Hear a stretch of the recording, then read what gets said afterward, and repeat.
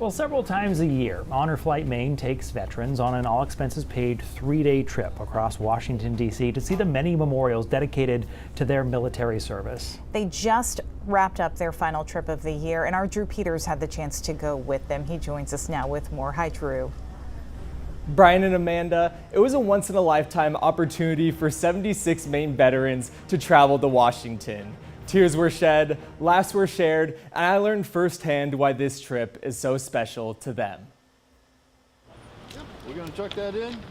You're going to carry it? It's an early morning for 76 Maine veterans. Gearing up for a life-changing trip, much like they did as young men and women flying to wars overseas. I served in the United States Air Force from 1973 to 1977. I was a loadmaster on board a C-141A Starlifter.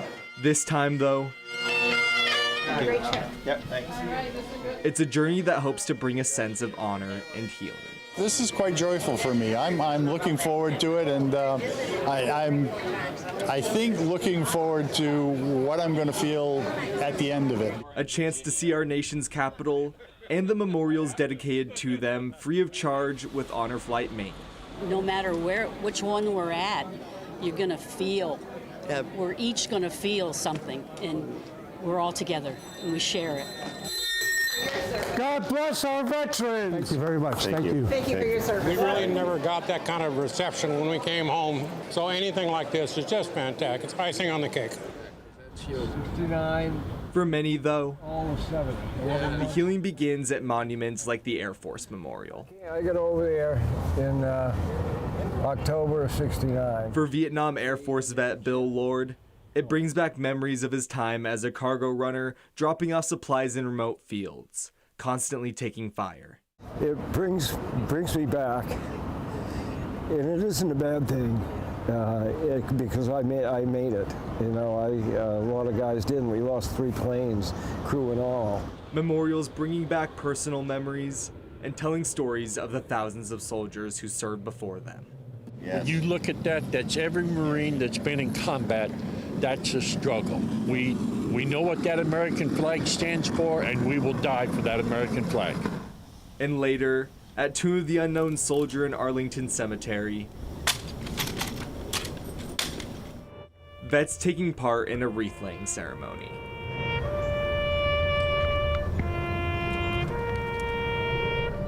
Juxtaposing the unknown soldiers are the 58,318 names that line the Vietnam Wall, each one carrying the memory of someone who gave the ultimate sacrifice.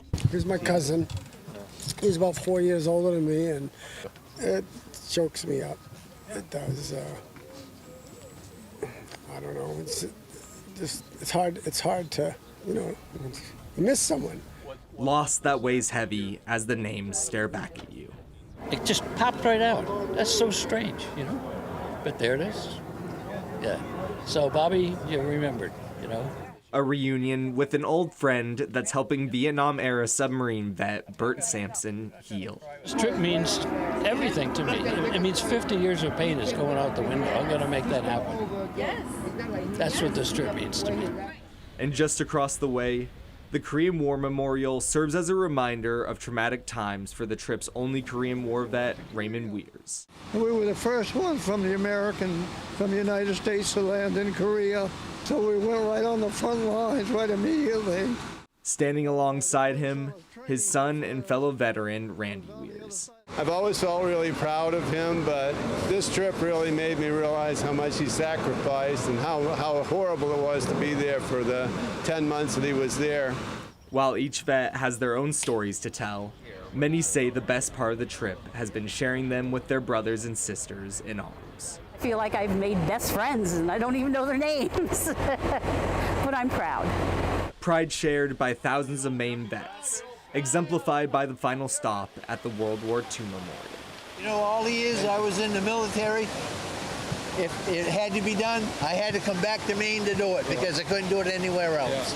And just as many of them returned back to Maine after service, so too are they returning back from their honor flight trip. This time with a proper welcome home.